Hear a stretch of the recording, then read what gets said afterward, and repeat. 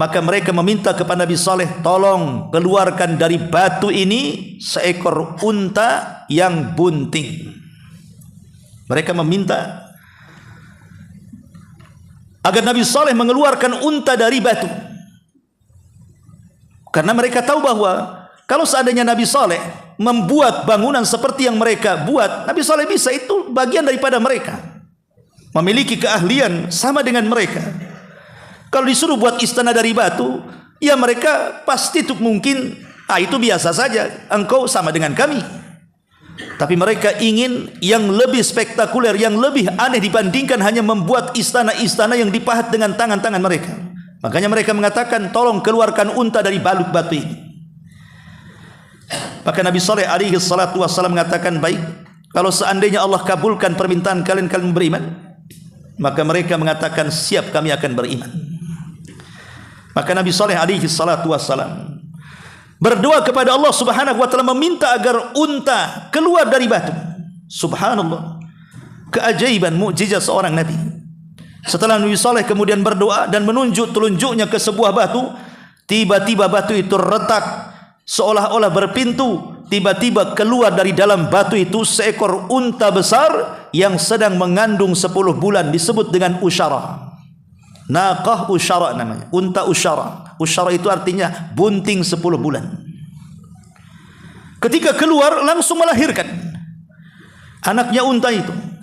Maka Nabi Saleh alaihi salatu wasallam mengatakan, ya qaumi hadhihi naqatullahi lakum. Kata Nabi Saleh, ya qaumi hadhihi naqatullahi lakum ayah. Wahai kaumku, inilah unta betina yang kalian minta. Inilah unta betina yang datang dari Allah sebagai mukjizat yang menunjukkan kenabianku kepada kalian. Dan Nabi Saleh alaihi salatu wassalam diberikan anugerah mukjizat, mengikuti keinginan kaumnya, disuruh untuk mengeluarkan unta, keluar unta dari batu, bunting lagi 10 bulan, kemudian langsung melahirkan.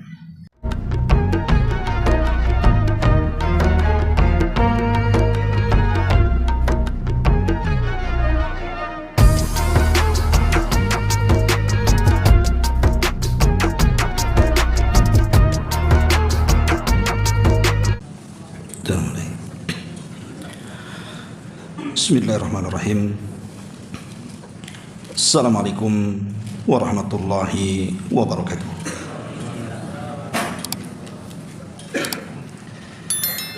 Alhamdulillah wassalatu wassalamu ala Rasulillah wa sahbihi wa mawalah wa la hawla wa la quwwata illa billahi wa ba'du. Baik, kita lanjutkan kajian kita, masih membahas tafsir dari surah Al-Haqqah. Dan kemarin kita sudah membahas ayat 4 sampai 8, di mana di sini ada 2 kisah yang disebutkan di dalam Al-Qur'an. Pertama, kaum Ad, dan sudah dikisahkan pada pertemuan minggu yang lalu. Dan malam ini kita akan mengkisahkan tentang kaum Tsamud. Baik, kita ulas kembali ayatnya. A'udzubillahi minasyaitonirrajim. Bismillahirrahmanirrahim. Kadzabat Tsamudun wa 'adun bil qariyah. Fa amma Tsamudu fa uhliku bit taghiyah. Wa amma 'adun fa uhliku birihin sarsarin 'atiyah. Sakharaha 'alaihim sab'a layalin wa thamaniyata ayyamin khusuma. Fataral qauma fiha sar'a ka'annahum a'jazu nakhlin khawiyah. Fahal tara lahum min baqiyah.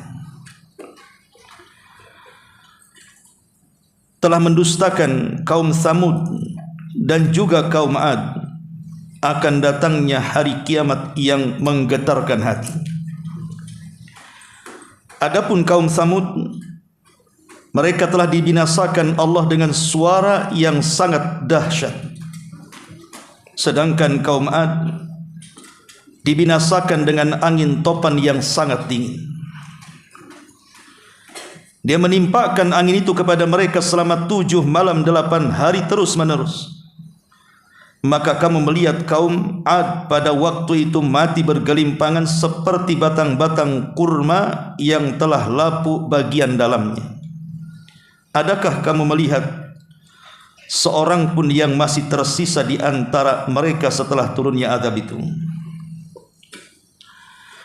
Ma'asyiral muslimin wal muslimat rahimani wa rahimakumullah.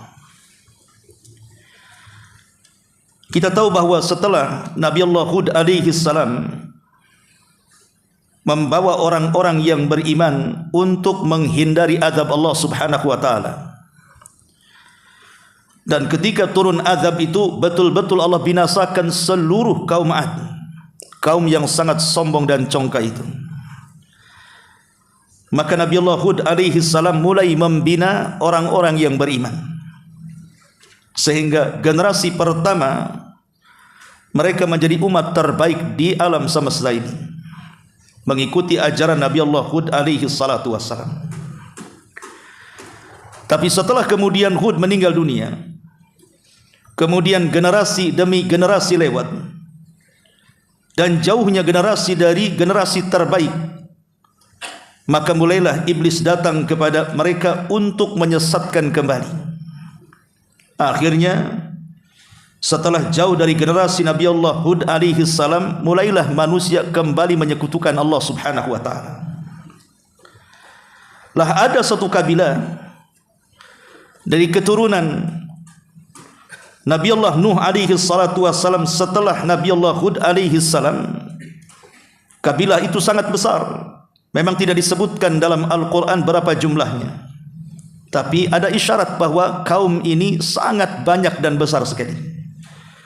Quran menyebutnya dengan Samud, kabilah Samud. Dan Samud sendiri disebut Samud, kabilah tersebut, karena memang daerah itu sangat gersang sekali, susah untuk mendapatkan air. Makanya kabilah itu disebut Samud. Para ulama tafsir mengatakan liqillatil ma, karena sedikitnya air yang mereka hajatkan. Wajar berada di tanah tandus padang pasir, maka air sangat sulit untuk didapat. Makanya kabilah itu disebut kabilah Samud. Adapun Samud sendiri adalah nama dari cicit keturunan Nuh alaihi salatu wassalam. Kalau diurut nasabnya, maka dia adalah Samud ibn Abir ibni Iram ibni Sam ibni Nuh. Dia adalah Samud, putra daripada Abir, dan Abir putra daripada Iram, yang Allah katakan Irama dzatil imad. Dan Iram putra daripada Sam, dan Sam putra daripada Nuh alaihi salatu wassalam. Dan Nuh nasabnya sampai kepada Idris, dan Idris nasabnya sampai kepada Adam alaihi salatu wassalam. Ma'asyiral muslimin yang dimuliakan Allah Subhanahu wa taala, di sini Allah Subhanahu wa taala katakan kadzabat Samudun wa Adun bil qariyah, telah mendustakan kaum Ad dan juga kaum Samud. Siapa yang didustakan? Tidak lain adalah Nabi Allah Saleh alaihi salatu wassalam yang Allah utus kepada mereka. Kaum Samud sendiri dikenal dalam sejarah adalah kaum yang banyak diberikan nikmat oleh Allah Subhanahu wa taala. Anugerah yang sangat luar biasa Allah turunkan kepada bangsa Samud ini. Mereka memiliki peternakan yang banyak, dan mereka memiliki ladang-ladang yang subur dan menumbuhkan hasil dan panen yang cukup melimpah. Bahkan fisik-fisik mereka kurang lebih daripada kaum Ad. Mereka tinggi, mereka besar, mereka kuat. Bahkan mereka bisa menyulap tanah datar menjadi bangunan-bangunan megah. Bahkan bukit-bukit berbatu mereka pahat menjadi istana-istana yang luar biasa. Memiliki seni yang sangat tinggi sekali. di zaman yang ketika itu belum ada alat berat seperti sekarang. Mereka hanya mengerjakan dengan cara manual, dengan pahat-pahat yang di tangan mereka, tapi mereka bisa menciptakan bangunan yang sekarang bangunan itu bangunan yang diakui negara, diakui dunia, yang harus dilindungi. Bahkan kalau seandainya kita ditakdirkan oleh Allah Subhanahu wa taala bisa mengunjungi bekas-bekas kaum Tsamud, maka di sini ada bekas reruntuhannya, tiang-tiangnya, dan seni pahat yang luar biasa yang mungkin akal kita ini tidak masuk di zaman itu. Tapi itulah Allah Subhanahu wa taala berikan nikmat kepada kaum Tsamud, kaum yang luar biasa. Ma'asyiral muslimin yang dimuliakan Allah Subhanahu wa taala, lalu kaum Tsamud ini terletak di mana? Ada yang mengatakan bahwa kaum Tsamud ini terletak di sebuah tempat namanya Hijr. Dan Hijr ini terbentang di antara Hadraul Maut mengarah ke Urdun. Antara Hadraul Maut dan juga Oman dan mengarah ke Urdun sana. Maksudnya Urdun itu Yordania.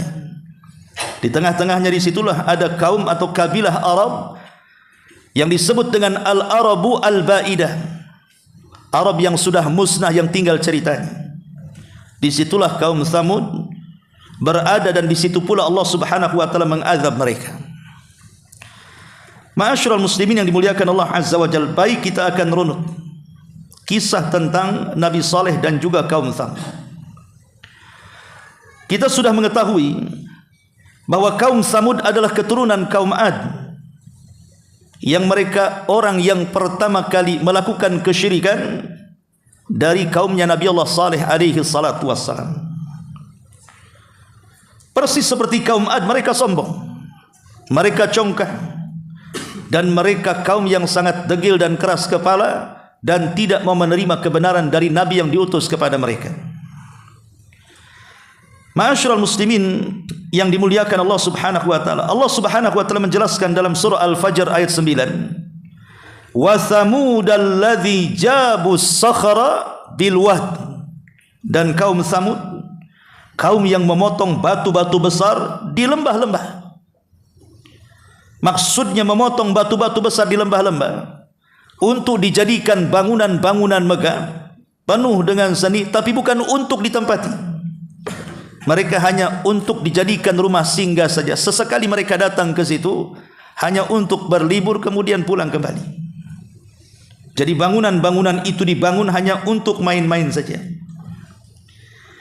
Lah ketika kesyirikan kaum Tsamud mulai meluas ke mana-mana, akhlak mulai rusak, moral mulai rusak, maka Allah Subhanahu wa taala mengutus saudara mereka. Maksudnya saudara senasab, bukan saudara seagama. Nabi Allah Saleh alaihi salatu wassalam, sebagaimana Allah mengatakan dalam surah Al-A'raf ayat 73, wa ila tsamuda akhahum salihah, dan kepada kaum Tsamud kami utus saudara mereka. Maksudnya saudara di sini saudara senasab, bukan saudara seagama, karena kaum Tsamud kufur. Siapa yang diutus? Saudara mereka Nabi Allah Saleh alaihi salam. Sebagaimana utusan Allah Subhanahu wa taala sejak nabi-nabi sebelum Nabi Saleh atau sesudah Nabi Saleh, dengan ditutupnya kenabian Bani Israel Isa bin Maryam, dan ditutupnya seluruh para nabi dan rasul setelahnya, Rasul kita Muhammad sallallahu alaihi wasallam. Semua para nabi datang dan diutus oleh Allah Subhanahu wa taala, tugasnya hanya satu, untuk mengajak manusia mentauhidkan Allah Subhanahu wa taala. Makanya Nabi Saleh alaihi salatu wasallam mengatakan, masih dalam surah Al-A'raf 73, qala ya qaumi ibudullaha ma lakum min ilahin ghair. Berkata Nabi Saleh kepada kaumnya, wahai kaumku, sembahlah Allah, tauhidkan Allah, esakan Allah. Sesekali tidak ada sesembahan bagimu selain daripada Allah Subhanahu wa taala. Tetapi kaum Tsamud ini sekali lagi adalah kaum yang sangat sombong sekali. Mereka justru kemudian menentang kehendak Nabi Saleh alaihi salatu wassalam. Bahkan mereka mengatakan, sebagaimana disebutkan dalam surah Hud ayat 62, qalu ya Saleh qad kunta fina marjuwan qabla hadha. Wahai Saleh, sesungguhnya kamu sebelum ini adalah seseorang di antara kami yang kami harapkan. Artinya Nabi Saleh ini sudah dikenal sejak lahir, kemudian remaja sampai dewasa, bagaimana akhlaknya, bagaimana ketulusannya, bagaimana keikhlasannya, bagaimana amal salehnya, diakui di tengah-tengah kaumnya dan digadang-gadangkan untuk menjadi pemimpin mereka. Tapi setelah kemudian Allah Subhanahu wa taala mengutus Nabi Saleh mengajak mereka untuk mentauhidkan Allah Subhanahu wa taala, mereka justru berbalik. Orang yang diharapkan malah menjadi orang yang paling mereka benci. Alasannya karena Nabi Saleh sudah mulai meninggalkan ajaran nenek moyang mereka dan mengganggu berhala-berhala mereka. Makanya mereka mengatakan, qalu ya Saleh qad kunta fina marjuwan qabla hadha atanhana an na'budu ma ya'budu aba'una wa inna la fi syakkim mimma tad'una ilaihi murid. Maka mereka mengatakan, wahai Saleh, apakah kamu melarang kami untuk menyembah apa yang disembah oleh bapa dan nenek moyang kami? Jadi mereka tetap dengan keyakinan mereka bahwa ajaran nenek moyang mereka itu mereka anggap sebuah kebenaran. Sehingga Nabi Saleh ketika datang kepada mereka mengajak untuk mentauhidkan Allah, mereka mengatakan, wahai Saleh, apakah engkau melarang kami untuk menyembah apa yang telah disembah bapa-bapa kami? Lihat, terkadang ajaran nenek moyang ini kalau sudah mengakar dan mengurat dan mendarah daging kepada seseorang, itu terkadang sulit untuk dirubah.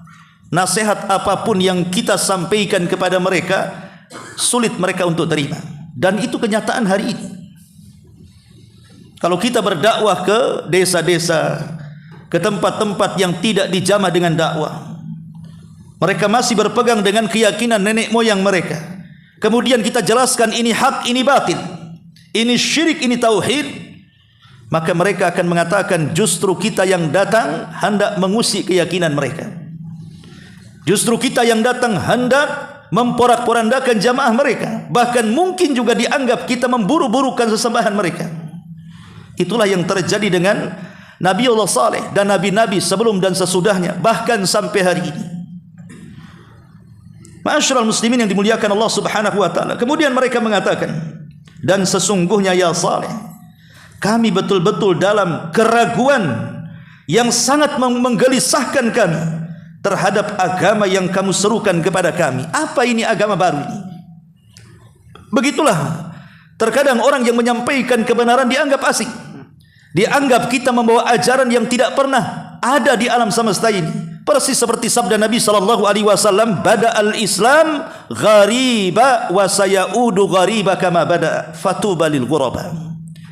Dulu awal Islam itu dianggap asing, sampai-sampai orang-orang musyrik jahiliyah mengatakan di hadapan Nabi sallallahu alaihi wasallam, aja'alal alihata ilaha wahid inna hadza la syai'un ujab. Hai Muhammad, apakah engkau akan membuang tuhan-tuhan yang banyak ini dan menetapkan satu Tuhan saja? Ini apa ini? Ini dakwah apa ini? Maka Rasul sallallahu alaihi wasallam mengatakan kondisi seperti ini kelak akan terulang. Wa sayaudu ghariba kama bada. Kondisi seperti ini akan terulang. Artinya keasingan Islam saat kita dakwahkan itu akan terulang. Ketika kita menyampaikan ini syirik, ini tauhid, ini bid'ah, ini sunnah, ini sesat, ini hidayah, maka dianggapnya kita ini membawa ajaran sesat, ajaran baru, aneh. Kenapa?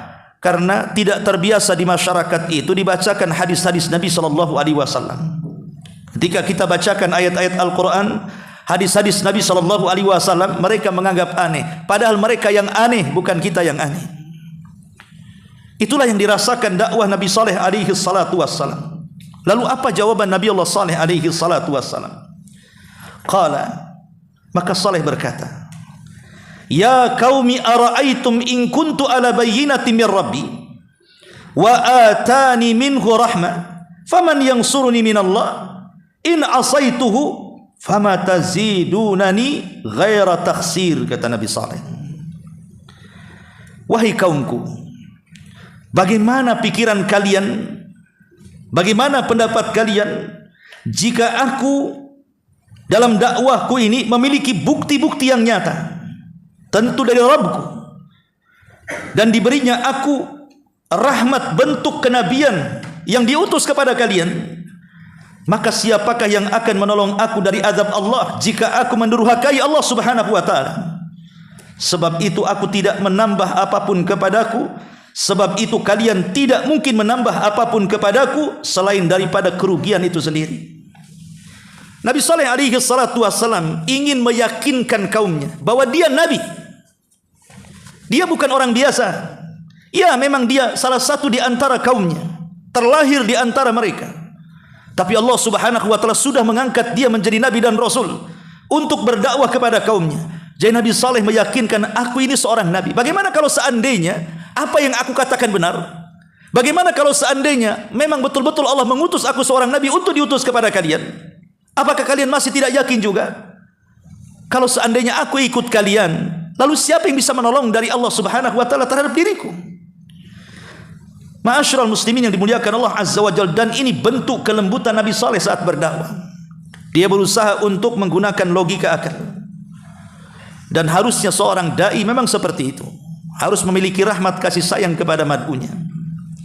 Kemudian Nabi Saleh alaihi salatu wassalam terus mengajak mereka untuk bertobat, untuk mentauhidkan Allah, untuk membenahi akhlak-akhlak buruk mereka, dan begitu seterusnya.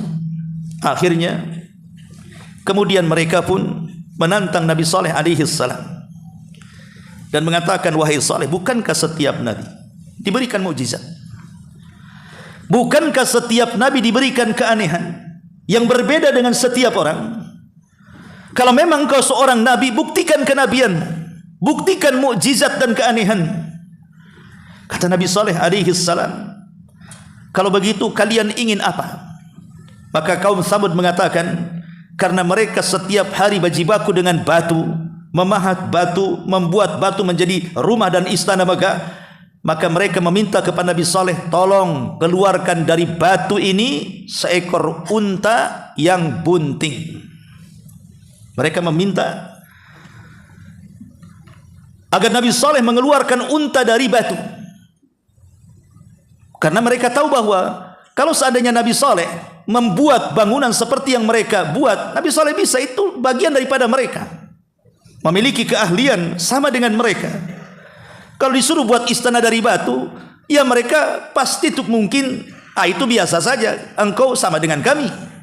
Tapi mereka ingin yang lebih spektakuler, yang lebih aneh dibandingkan hanya membuat istana-istana yang dipahat dengan tangan-tangan mereka. Makanya mereka mengatakan, tolong keluarkan unta dari baluk batu ini. Maka Nabi Saleh alaihi salatu wassalam mengatakan, baik, kalau seandainya Allah kabulkan permintaan kalian, kalian beriman.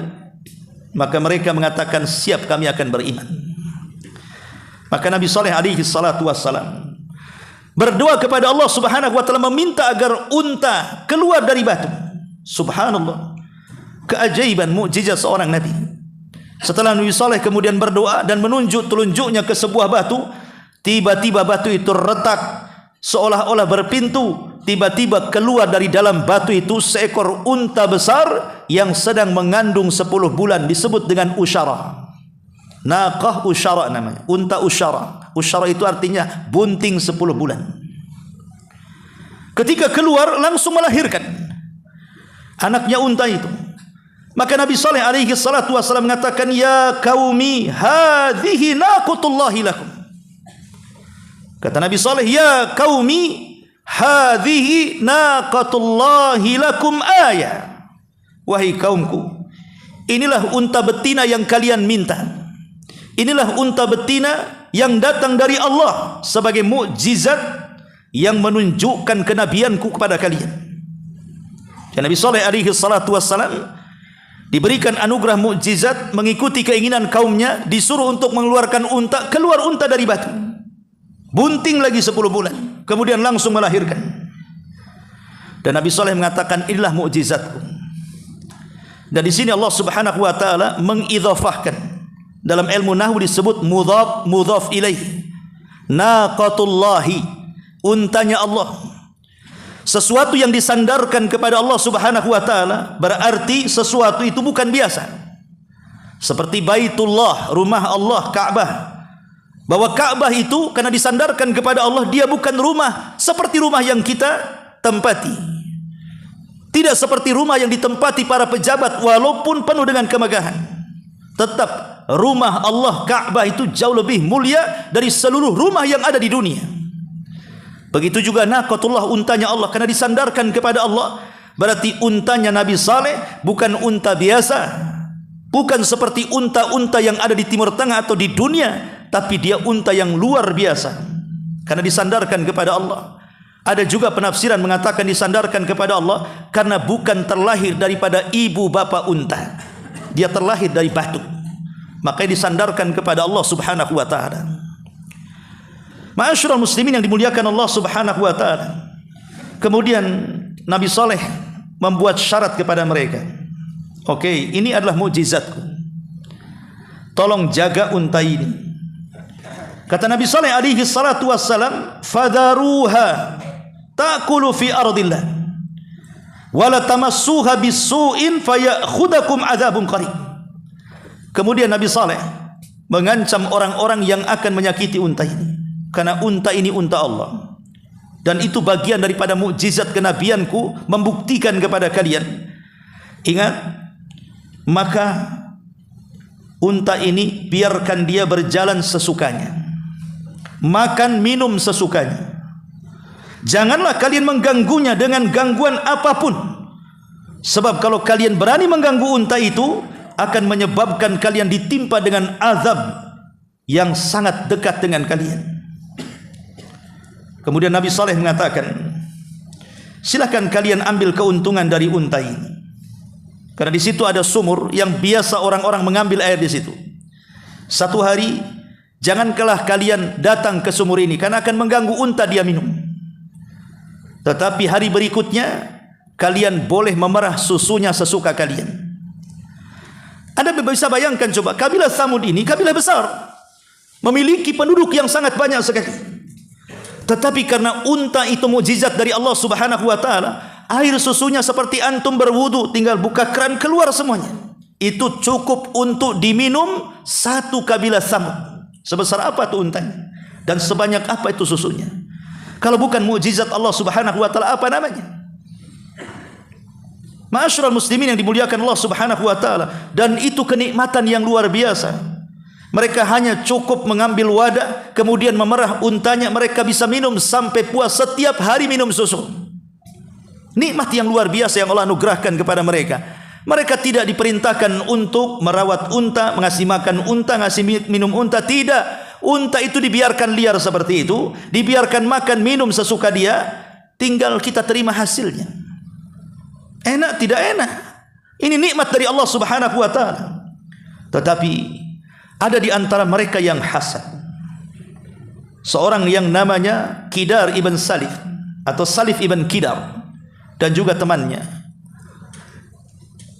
terhasut dengan seorang wanita. Jadi seorang wanita ini hasad kepada Nabi Saleh alaihi salatu wasallam dan memiliki putri-putri cantik. Kemudian wanita ini mengatakan, siapa yang bisa membunuh unta itu, aku akan nikahkan putriku dengan dia. Tertaliklah Salif ibn Kidar ini atau Kidar ibn Salif ini dan juga temannya. Dia siap menikah dengan gadis dari wanita itu dengan mahar membunuh unta Nabi Saleh. Akhirnya dia mulai memprovokasi warga-warga kaum Tsamud agar sepakat untuk membunuh itu. Makanya Allah Subhanahu wa taala kemudian mengatakan, fa'aqaruha faqala tamatta'u fi darikum salasata ayyam. Mereka pun kemudian fa'aqaruha, mulai membunuh unta itu. Betul-betul dibunuh. Karena mereka dibunuh, tetapi kemudian anak daripada unta itu yang sudah lahir tiba-tiba berteriak dan lari dan masuk lagi ke dalam batu. Kemudian mereka dengan senang hati membunuh unta itu, mengulitinya dan memakan dagingnya rame-rame, berpesta pora dengan daging unta itu seolah-olah mereka lupa dari peringatan Nabi Saleh. Mereka pun menikmati dagingnya, lupa bahwa itu adalah mukjizat Allah Subhanahu wa taala, lupa kalau itu adalah ayat tanda-tanda kuasa Allah kepada mereka. Ketika sudah puas membunuh unta ini, mulailah mereka merencanakan membunuh keluarga Nabi Saleh dan orang-orang yang beriman dengan Nabi Saleh alaihi salam. Akhirnya kemudian Nabi Saleh mendengar bahwa untanya itu dibantai dan dibunuh serta dimakan dagingnya dan dijadikan pesta pora. Maka Nabi Saleh kemudian berdoa kepada Allah Subhanahu wa taala, karena kalian sudah tidak mengindahkan peringatanku agar jangan menyentuh unta itu dan mengganggunya, kalau tidak turun azab Allah dekat dengan kalian. Maka Nabi Saleh mengatakan, tamatta'u fi darikum thalathata ayyam. Kalau begitu kalian tunggu saja di rumah-rumah kalian selama 3 hari ini, akan datang azab kepada kalian. Kemudian Nabi Saleh mengajak orang-orang yang beriman untuk meninggalkan kaum Tsamud. Kenapa? Karena azab akan turun kepada mereka. Betul apa yang dikatakan Nabi Saleh alaihi salatu wassalam. Ketika kemudian Nabi Saleh sudah keluar dari kaumnya membawa orang-orang yang beriman yang sedikit itu, barulah mereka merasakan azab Allah Subhanahu wa taala. Mereka pun tiba-tiba kemudian ketika mereka di malam hari, ketika semua orang sedang beristirahat di rumah-rumah kaum Tsamud, badan mereka melemas, tidak bisa bergerak, seolah-olah mereka sedang menguburkan diri mereka di rumah-rumah mereka. Hari pertama wajah mereka menguning, hari kedua wajah mereka memerah, dan hari ketiga wajah mereka menghitam. Persis seperti ucapan Nabi Saleh, tamatta'u fi darikum thalathata ayyam. Bersukaria, bersenang-senanglah kalian di rumah kalian selama 3 hari, karena 3 hari ini akan turun azab kepada kalian. Sehingga kemudian di hari ketiga ketika muka mereka sudah menghitam, menggosong, seolah-olah terbakar, dari sini Allah Subhanahu wa taala kemudian mengirim kepada mereka suara yang mengguntur. Suara ini mengakibatkan gempa yang luar biasa, sehingga gempa ini merobohkan rumah-rumah. Sementara mereka sudah lemas, wajah mereka sudah menghitam, mereka sudah menggali kuburan mereka di rumah-rumah mereka sendiri. Maka kaum Tsamud semua tertimpa dengan bangunan rumah-rumah mereka. Adapun yang berada di luar rumah, mereka pun tidak selamat, karena Allah Subhanahu wa taala memerintahkan Jibril untuk berteriak satu teriakan saja. Apa yang terjadi? Maka teriakan itu atau suara yang mengguntur keras dari lisan Jibril itu tidak menyisakan jiwa kaum Tsamud kecuali mati. Makanya di sini Allah mengatakan, fa ammas Tsamud fa uhliku bitaghiyah. Adapun kaum Tsamud, mereka telah dibinasakan dengan suara yang mengguntur dan keras. Makanya Allah akhiri, fahal tara lahum min baqiyah. Adakah kamu lihat seorang yang masih tersisa di antara kaum Tsamud itu? Karena di zaman itu kalau turun azab Allah Subhanahu wa taala, maka akan mengadab seluruhnya dan tidak akan disisakan Allah Subhanahu wa taala kecuali orang-orang yang beriman. Dari sini kita tahu bahwa sebab azab itu karena 3 perkara. Pertama, karena kekufuran dan pendustaan mereka terhadap ajaran Nabi Allah Saleh alaihi salatu wassalam yang membawa risalah Allah. Yang kedua, karena mereka berani menyembelih unta Nabi Saleh. Dan yang ketiga, karena mereka terus-menerus membuat kerusakan dan tidak sadar. Itulah penyebabnya kenapa Allah Subhanahu wa taala mengazab kaum Tsamud ini. Ma'asyiral muslimin yang dimuliakan Allah Subhanahu wa taala, di dalam sebuah riwayat dikatakan oleh Nabi sallallahu alaihi wasallam tentang kaum Tsamud ini. Jadi kaum Tsamud juga disebutkan dalam hadis Nabi sallallahu alaihi wasallam. Nabi sallallahu alaihi wasallam pernah satu hari lewat di perkampungan Tsamud. Kebetulan di kampung itu ada sebuah sumur. Dan para sahabat Nabi sallallahu alaihi wasallam sudah mengambil air daripada sumur itu.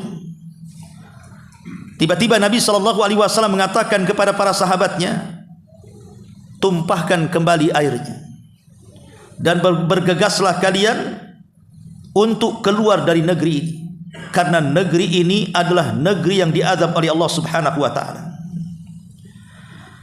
Al-Imam Ahmad menyebutkan dari jalur Abdullah ibn Umar dari Nafi', nazala Rasulullah sallallahu alaihi wasallam bin nasi ama Tabuk al-hijrah inda buyuti Thamud.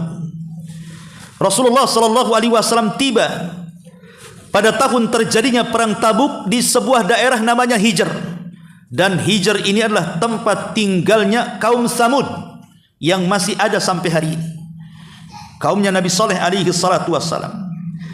Fastaqan nasu minal abari lati kanat tashrabu minha Thamud. Maka kaum muslimin ataupun para sahabat ketika itu mengambil air minum dari sumur-sumur yang masih ditinggalkan, yang pernah diminum oleh kaum Thamud.